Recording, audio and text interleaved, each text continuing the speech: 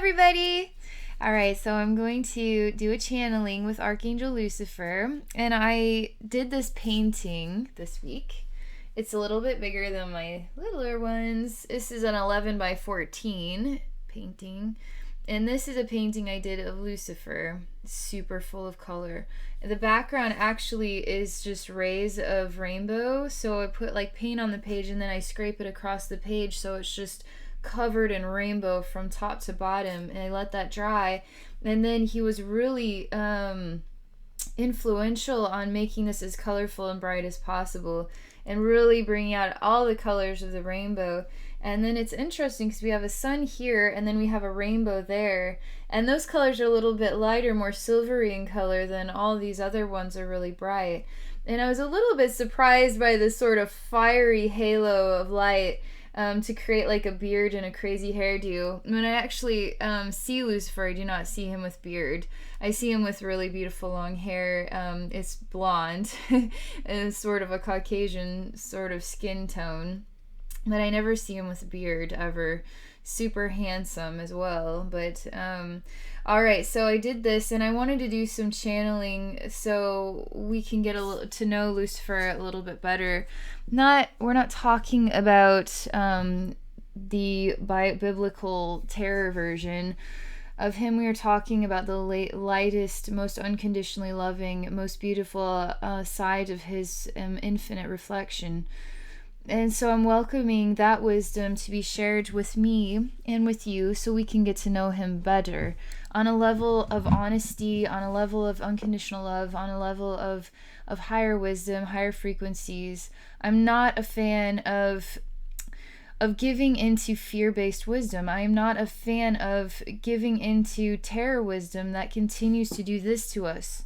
Make us feel smaller and smaller and smaller and smaller. And how are we going to grow when we turn all the lights off? How are we supposed to grow when we put ourselves into a corner and feel that there is so much evil and deception in this universe? If that is all there is in this universe, then now you will never know what love truly is and what love truly can be.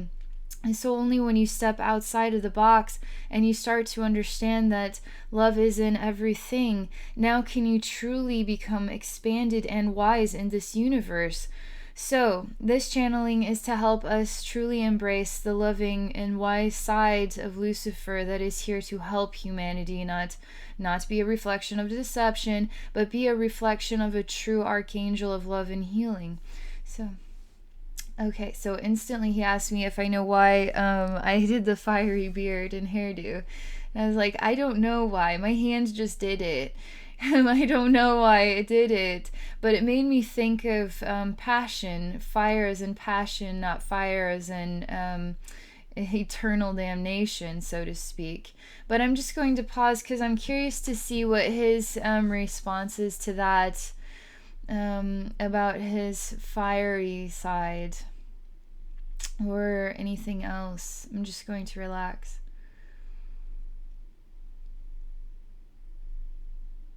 So he shows me a human being. The human being is walking down a pathway.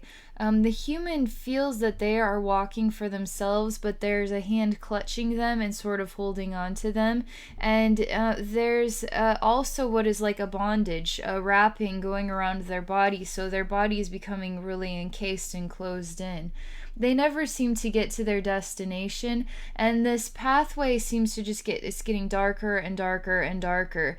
And there's lots of really thick wooded brown, really dark bark of the trees. It's not black, but it's like a really dark reddish brown color. There is a man sitting in the distance on like a throne chair.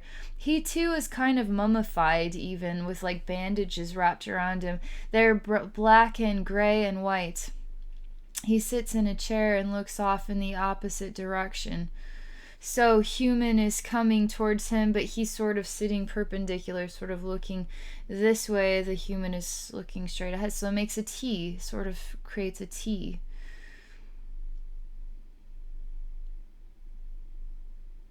The human being never reaches that intersection. Instead, the human being starts to fall deeper and deeper and deeper into darkness. This human being feels bewildered. This human being feels trapped in a world of their own choosing, in a space of their own mind and in their own feelings and emotions about who they are, why they are here, and what they can do to transform their journey or life experience. This really looks more like Lucifer to me because it's that sort of blonde hair. It's such white skin that it starts to glow, and a really blonde hair, really super attractive, but very long blonde hair. It's sort of strange to see a man with very like golden locks, like Goldilocks, but it's a man, but white blonde hair. But it's more of a childlike reflection, even like an 8-year-old child in a very dark space that is glowing. This child then is in the state of perplexion, is thinking about its choices and what it will choose to do. There's nothing evil at all about this energetic vibration. It's simply a child in contemplation. But it's quite old or wise in how it is thinking through things for the age.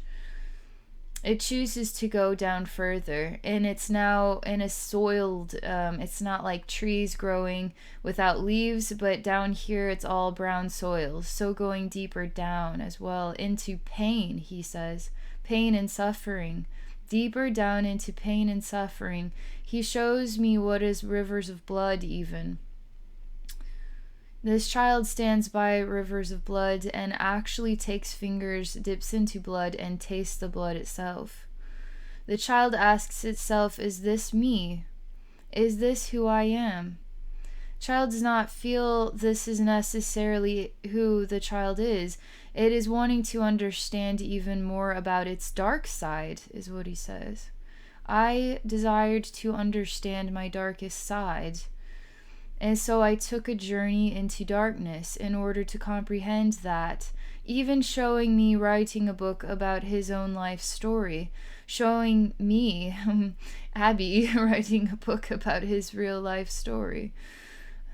Do you think I'm worthy to write a book about Abbey? He asks. And I say, well, I feel quite sad in my heart often about his story. I do.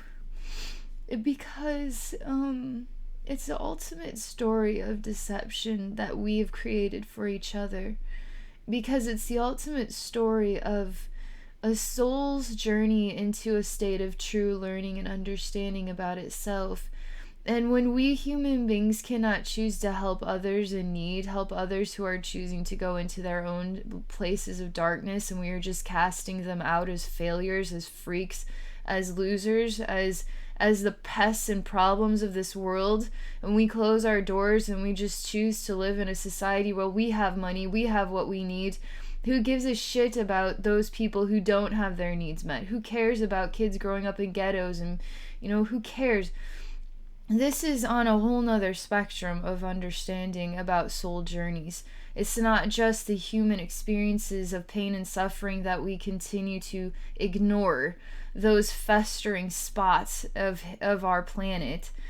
But this is a soul journey, a soul actually choosing to comprehend itself on a level that we would find absolutely outrageous, disturbing, sick and twisted, demonic, absolutely terrible. We would persecute it, we would damn it to hell for all eternity, because we are not good enough to choose to actually see the choice of love that this soul actually is exploring.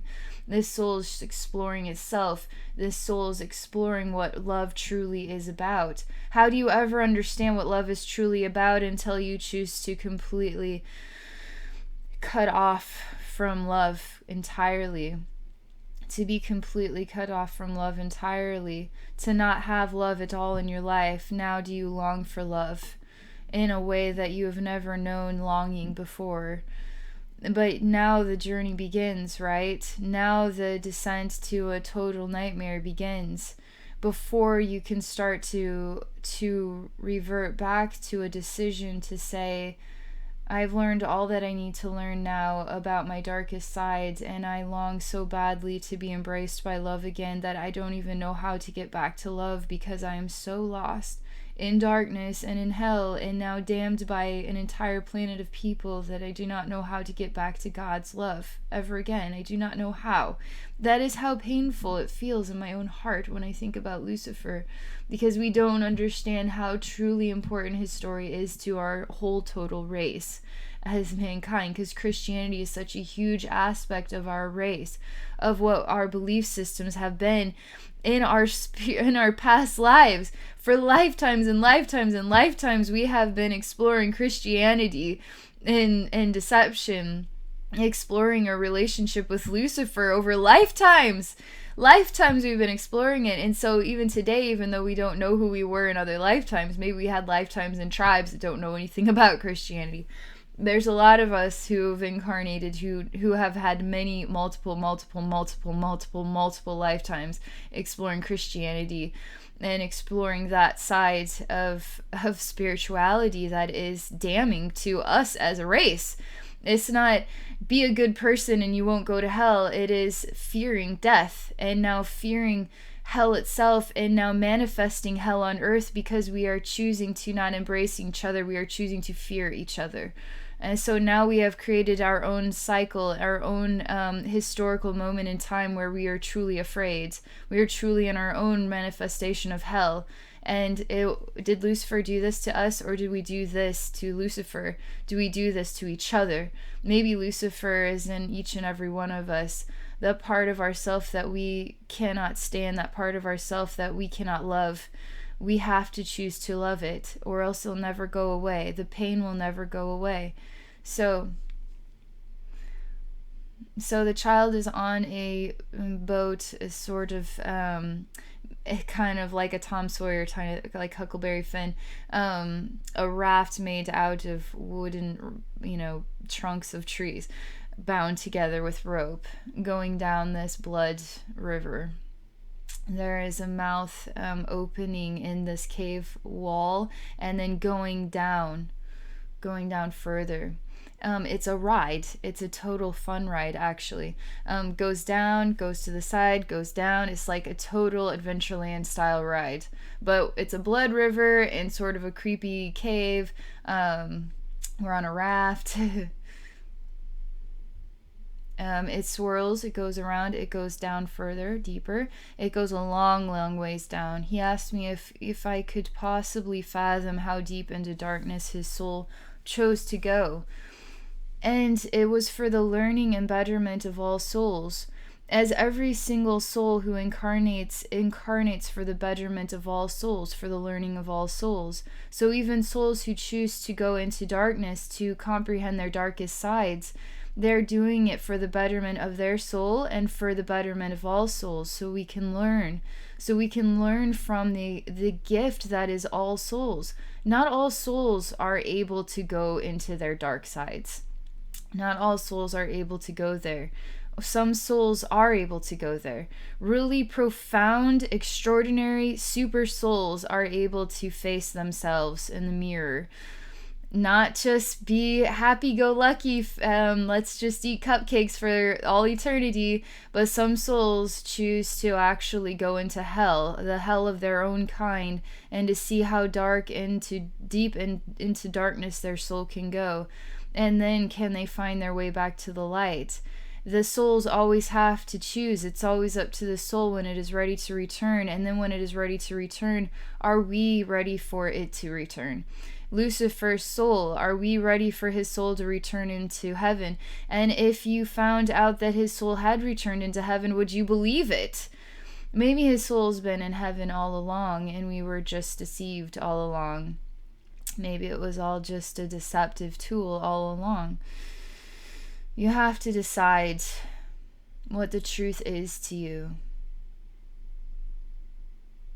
He is showing me a very long journey on what is like an infinite ride in blood, down, down, down, into deeper darkness.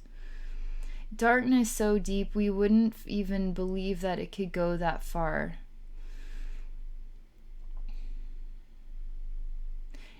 he still has the painful memories will always be a part of his soul and a part of his heart. Those will never leave. When souls choose to cut off from the light, cut off from God's infinite love, they do this. God too is as dark or as light as we will ever be. God will ever be only as dark or as light as we will ever be. So now, because of Lucifer, God can comprehend his own dark side thanks to Lucifer. This is valuable wisdom. This is valuable wisdom. So he continues to go deep down in darkness. And that's as far as I can say right now. There was a point I was trying to make, but I've lost my place in all of this. So I'm just going to wait for a moment.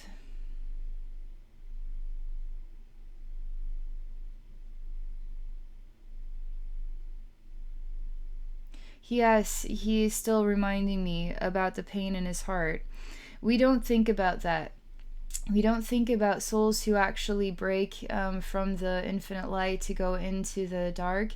We don't think about how those acts of terror, those choices, those manipulative nightmare reflections, when those souls too are ready to enter into the light, they have to face themselves and their choices of their dark side to create a new balance. But those dark choices will never go away. They'll never be deleted in an infinite universe.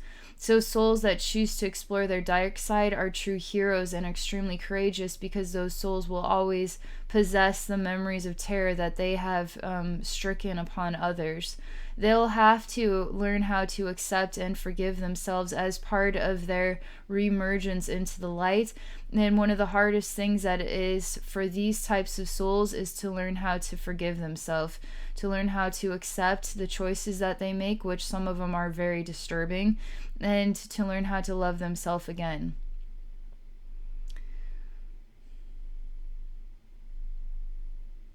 He asked me if I could love him again. Let me just see how I feel about that in my heart. Of course. They already do love you. Are you serious? I love you so much. I care about you so much. I'm making videos on YouTube. I don't know if people who have the courage to make YouTube videos to talk positively about you, Lucifer, in today's world.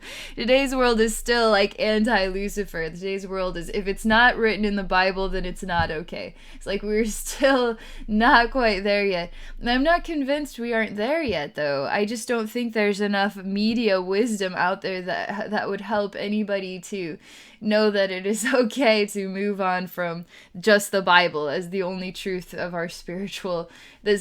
Anything beyond the Bible, don't go there, because there's nothing else beyond the Bible. It's like, that is so thin of a margin of an infinite universe. Like, what about alien beings? Do they have to read the Bible? Because there's alien beings out there too. They don't think they all know our languages. And once they do know our languages, this is just going to be an interesting little tool for them to comprehend our entire spectrum of human evolution in a split second of downloading information from an advanced alien perspective on our human race. One tiny little thing has made a big difference in our evolution. But this story is about Lucifer. So, he shows me that a part of him is still in pain and suffering, is still in chains. A part of him is still bleeding out, which is what is like a very horrible toxic waste. He is imprisoned in his own world, in his own nightmare. He shows me it like being a man chained actually to a wall, facing a wall, cannot undo the chains of his own choices. Chose to explore his dark side, now chained to his own choices.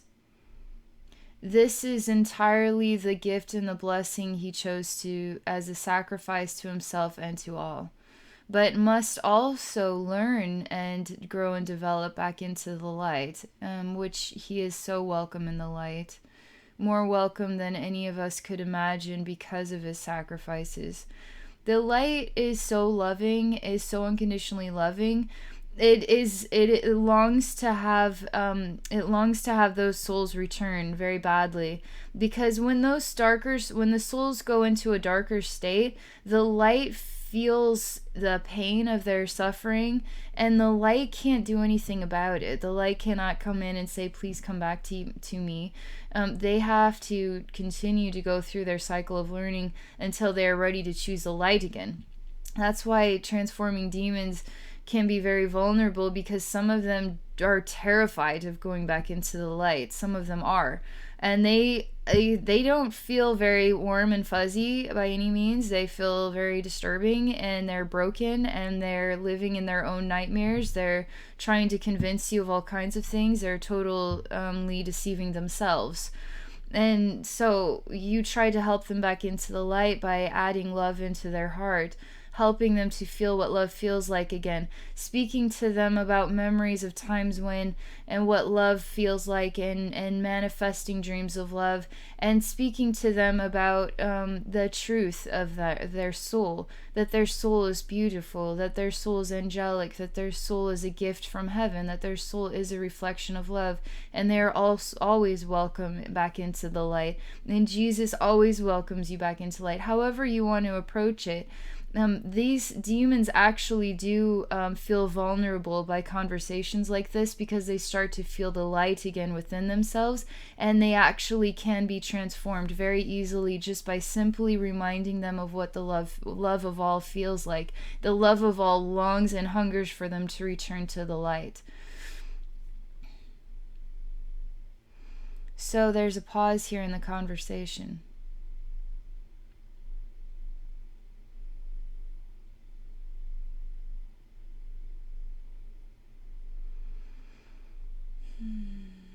This is a difficult part of the journey, because it is a part of the journey where we explore our energies as one. So what is my soul being a part of your soul all of our souls in oneness as a human race, also in oneness with Lucifer's soul. So a part of us and a part of him, we're all a part of each other, but also we're also a part of all things in the universe. We're part of all of the incarnations, all the alien beings, all the animals, all the plants, all the stars, all the planets. We all possess those memories within our hearts, even future memories, past, present, all simultaneous moments, all are in part of the library of the infinite universe, which is all a part of our hearts.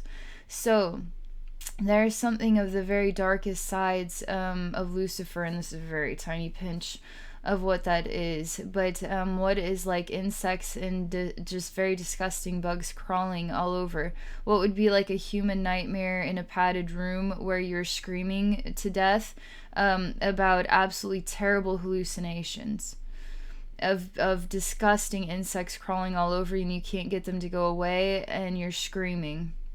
Nobody comes to help you. A version of the nightmare of healing from the dark side of yourself. He talks about people in padded rooms screaming to death over their own terrifying nightmares, souls returning back into the light, and we just throw them into a padded room and call them crazy. It's very difficult when you don't have love and nourishment to make it through lifetimes of this terrible nightmare. It's even worse.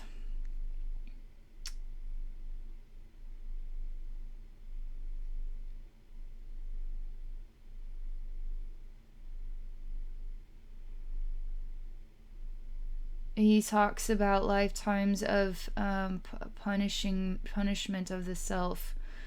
Very sick thoughts. Then it feels like the only way to get them out of you is to cut yourself in order to get them out of you. These are all stemming from lifetimes of darker choices, intermingling into lifetimes where you're trying to purify that very long incarnation cycle. And it's very, very hard, because you have to You have to start walking your way back into the light, and there's so much dirt and darkness in there that it takes a long time to get it out. And so you have incarnations like this. You have incarnations that are so terrible that you scream and cry and ask the universe why this is happening to me. And you won't ever understand because you're a human being that cannot remember any of your lifetimes or any of your previous choices. So you could possibly understand why this is happening to you. He says, how does that make you feel inside to know that my soul has explored the darkest sides of itself for the betterment and the blessing of all souls and for God himself and herself?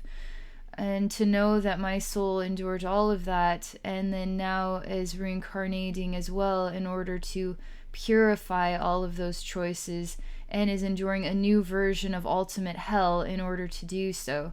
Does that make you feel good inside to know that? Do you feel like I deserve, am I getting what I deserved now? Do you feel like you're getting what you deserve, is what he asks. Maybe those times in your life where you scream and cry at the universe, why me?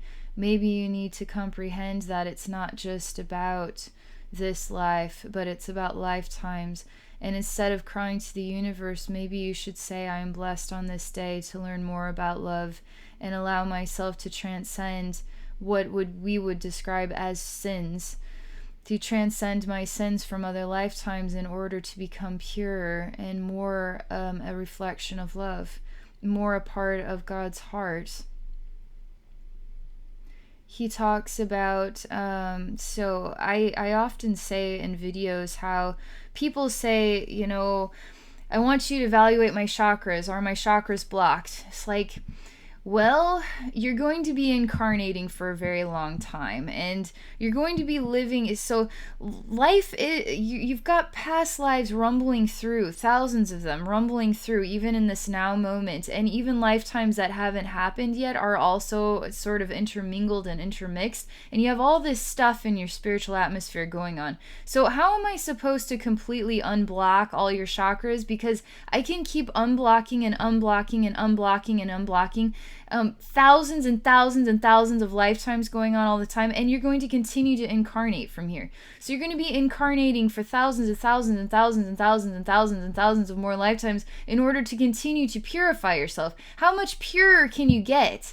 Do you think Jesus is done incarnating? Because I do not feel that Jesus has stopped incarnating. I feel like Jesus will continue to incarnate for millions of trillions of lifetimes because that's the way Jesus is. That's the way souls are. How much purer can Jesus get? You see what I mean? So when you talk about chakra blocks, like, I can get you as unblocked as I possibly can and purify as possibly can, but I can't live another 10 million lifetimes for you to get you pure. You know, there's something about the purification process is in the process of living and learning and growing. And so chakra blocks are awesome. Chakra blocks are teaching you about yourself. They're helping you to learn and grow and continue to expand in the light, continue to purify your reflection. So yes, I can harmonize and rebalance your energy field, but what in the end have you learned? You can step back into the chaos and confusion and mushy mash of it all and then block it all up again. But that's part of living, right? That's part of life. Well, that's part of the fun and the joy of it all. So he's talking about the purification of his soul. He's asking me a question. He's asking me, do I think that he had purified his soul when he had disconnected and went deep down into darkness? Do I consider that a purification of his soul?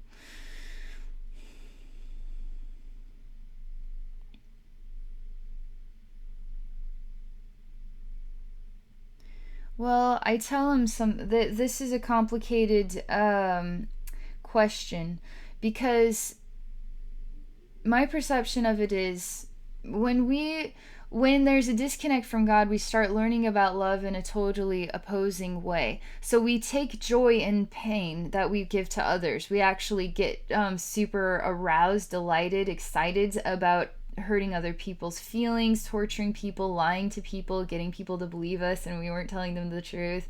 And, an ego gets in the way. And is that being blocked?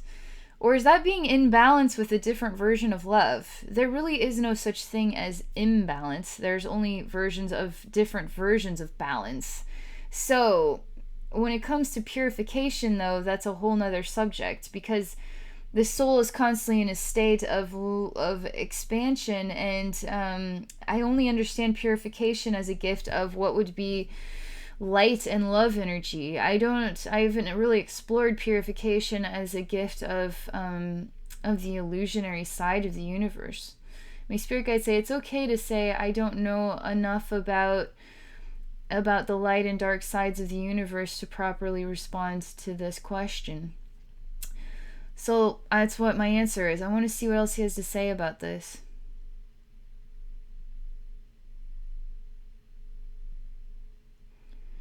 He says that when you get to the very end of a road like this, you feel so caked full of so much garbage and crap and disgustingness, and you don't know who you are anymore, and you go through a phase of confusion and disturbance, and things start to change.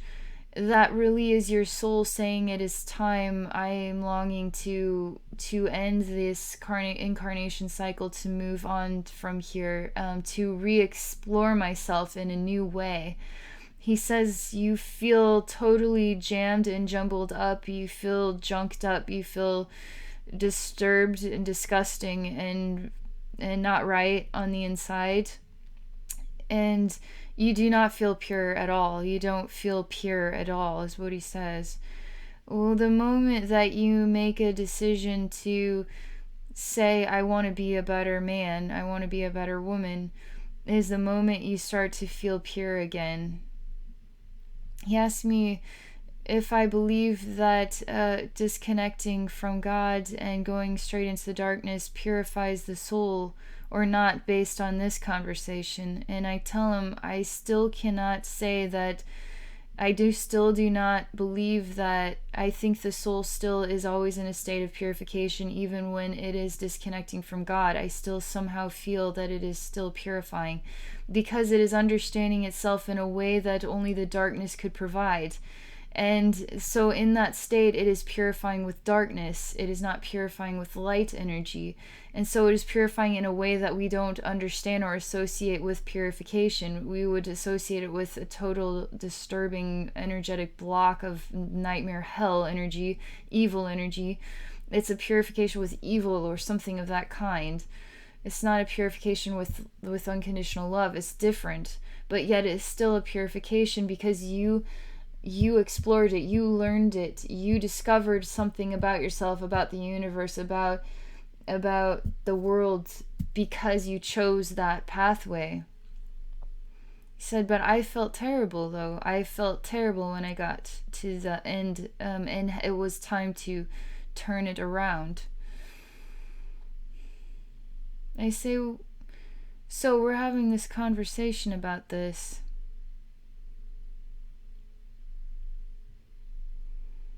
Because I'm asking him, well, when was this? When did this happen? This always gets a smile. The question of when, the question of what time was it when Lucifer fell from grace, so to speak, and Lucifer turned it around. What time was it? In what timeline? In what infinite universe? And what is spectrum of truth based on an infinite universe where there is no beginning or no end? What time did this happen? This is a ridiculous question, but human beings need this stuff. You need to know what time it was. It was just time. It was the now.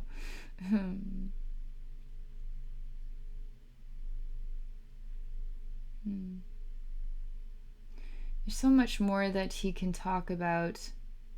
So much more that he would like to help people understand about souls who choose the darker side in order to comprehend themselves in a way that could not be understood unless they chose this pathway. He's asking me a question about what I had mentioned about demons when they break off from the light, welcoming them back into the light by filling their hearts with love and helping them to remember what love feels like.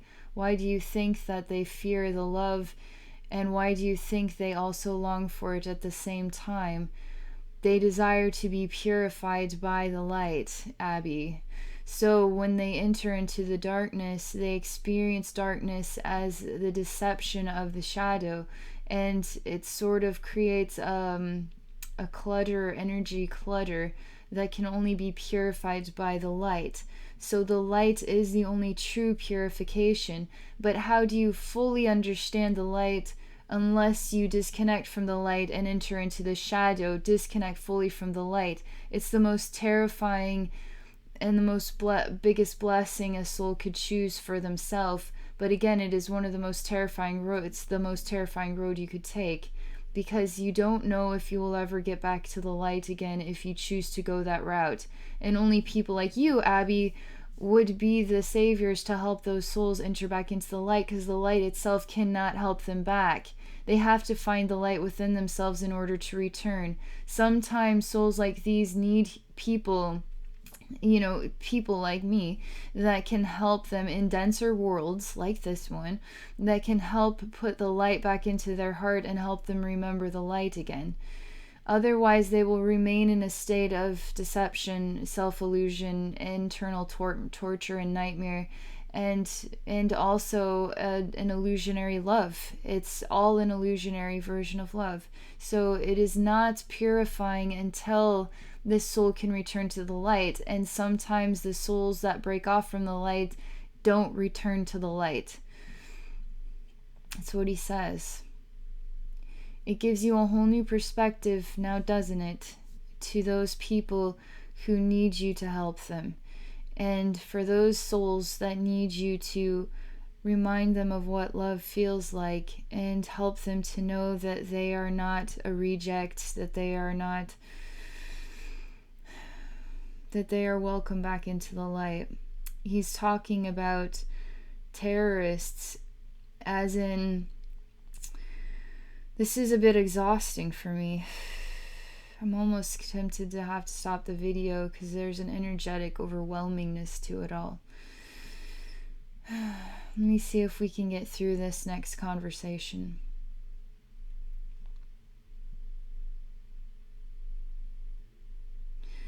It's a conversation about how deception becomes the value, how we start becoming more accepting of behaviors that are aligned with a disconnect from the light. So we all are slowly choosing to disconnect from the light more and more and more when we are no longer choosing unconditional love for ourselves and for others. When we accept that this is very difficult, it's very complicated to explain what all he is saying. He's basically showing me a planet. On this planet, we are sort of worker bees and ants working for the benefit of everyone. But are we working for the benefit of everyone, or are we working for the benefit of some?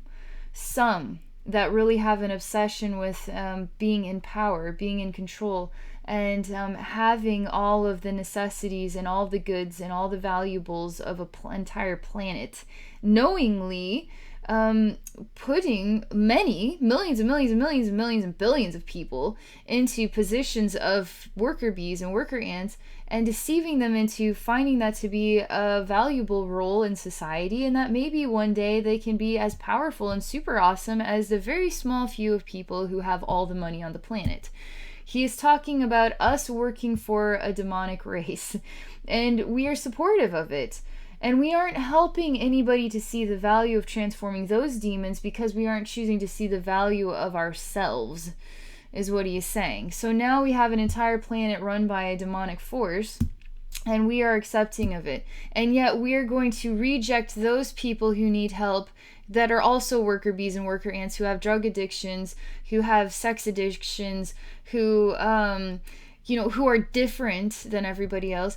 On all these different levels, we're going to reject every single one of anybody who is in the worker bee and worker ant levels, which is basically 90% of the population. So we're fighting amongst ourselves about trivial bullshit matters. And then continuing to elect in a very elite few who have insane power hungers and demonic influences because they're so ego-ridden, that now this is what you get. This is the world that you get to live in. And we're all working in this world together. So we get to play in this fun house for the rest of our lives, or we can choose to step back and start to see things from a spiritual angle and start to explore the true value of love. Until we start loving ourselves and loving each other unconditionally from a deep and nurturing level, as in loving the worker bees, the billions of human beings, the 95% of the population. When we 95% of the population can get our shit together and start loving each other, now the whole world can change, because we can just start working with each other in order to change the planet. Why do we have to wait for 5% of the population to actually start caring about us? Why can't we just start working together to change the planet? And now we become in power of the planet because we become the love beacons and the love radars and the transformers of everything. Because souls that are in the 5%, they are so wound up with the deception of control that they need the 95% to get it together to start loving the planet and forcing love upon the planet so that they too can transform in the light. So they can't quite transform yet in the light until we choose to transform ourselves and each other in the light. By choosing to say Mother Earth is the value, by choosing to say other human beings are the value, by choosing to say love is the value, and now we take matters into our own hands and now we transform everything to light. He's saying human beings cannot transform, human beings cannot transcend into a higher dimension until we all start to learn the value of love. Hello? So if you think that you're going to heaven over somebody else is going to get to go to hell, or guess what, you've been a good person this life, so you get to go to a 5D reality while the rest can just go sit in a cesspool of their own fucked up realities, that is not God. That is not Jesus. That is not unconditional love. That is more of Christianity separating some people and loving some people, and usually it was the rich, good well-doers that went to church every Sunday that were always praised, and then the people who couldn't keep it up, that just we're not sure, there could be sinners. This is what it's all about, this mesh pile of mental bullshit and ego, and we're too good to actually love each other or then love ourselves fully and embrace what this whole kit and caboodle is all about, which is love, and that's it. So are you ready to love yet, or are you not ready to love yet? Because my story is about love, is what Lucifer says. My story is about love. So either you choose to embrace a story about love, or you choose to embrace a story about deception. And that is your choice. So he says. So that's all I have to say for this video. Alright, well, I hope you found this interesting and enlightening. I'm a bit exhausted from that. I'm like disconnecting energetically from that. It's overwhelming to feel that the sort of hardship of that pathway. It's overwhelming to feel how dark that energy can be. And unless you do energy work, unless you enter into the spirit realm, unless you go there, it'll always just be like you're watching a movie on TV, and it'll only be as real as you want it to be. How real can you make it? How real do I get to experience it? Well, I get to see the blood river. I get to taste what the blood tastes like. I get to go down in the fun, silly silo of winding tunnels into a deep, dark space. How deep and dark is it? It's pretty deep. It's pretty dark. What does it feel like down there? Well, why don't you go and find out for yourself? Why don't you go break off from the light and see what you think about finding out who you truly are, and the terror that you may never come back from that. I mean, this is a big conversation here. It's a huge conversation here. This is serious stuff here. And this is about our planet. This is about our human race. This is about a world that doesn't believe in spirituality anymore. This is about a world that needs spirituality more than ever. But it's not necessarily about spirituality as it is about love, right? Because love is spirituality. How do we get the light back into our hearts again? How do we find our way back to God again as a race? God as in an ultimate love, unconditional love. We have to be God. We have to be the unconditionally loving spirits. We have to be Jesus. We have to be that for each other.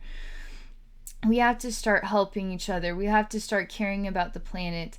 We do, the 95% of us. We have to say it's time, because if nobody else is going to say it's time, that's because we haven't said that it's time yet. We have to take matters into our own hands and start taking care of the planet, start taking care of each other, start opening up bandwagons where we can start supporting each other in new and different ways, all from all across the globe. We have all the tools we need. We got Google, we got YouTube. You'd never know who I was if it wasn't for YouTube. We got it. Now we can make connections. Now we can step up. Now you can get a Squarespace site. You know? Because Squarespace site is like one of the biggest advertisers for changing the planet. Is get yourself a Squarespace site and put yourself out there and showcase what your special gift is to this world. That's what I love about Squarespace commercials. So here I just promoted Squarespace. But it's true. Get a blog site, get a YouTube channel, get an idea and express it, and make it an idea of love that is worthy of giving it as a gift to this world, as a gift to your children and your grandchildren and the children before that, but as a gift to your future incarnated selves as well. This isn't just this lifetime. If we don't start doing something about this now, it's going to get worse in the next round. And then it's going to be even worse than that. And then it's going to get worse than that. I seriously do not want to live any more nightmare incarnations on this planet. I'm ready to live and rejoice in the light. And that's why I'm out here. That's why I'm doing what I'm doing. Because I am trying to be the love that I want to see in this world. And so if you want to be the love that you want to see in this world, I love you for that. And now we are two people being the love that we want to see in this world, right? So that's what this is. That's all I'm going to say on this conversation. So thank you for watching my video. And also, that being said, if you're interested, I do share psychic wisdom and spiritual healing at my website at abbeynormalswisdomquest.com, and I would be overjoyed to connect with your soul and share healing and wisdom to help you on your journey. Thank you for watching my video. Please feel free to like it. If you like it, share it if you want to share it. And I would love if you would like to subscribe. I am always making videos. So thank you for watching and thank you for supporting my channel.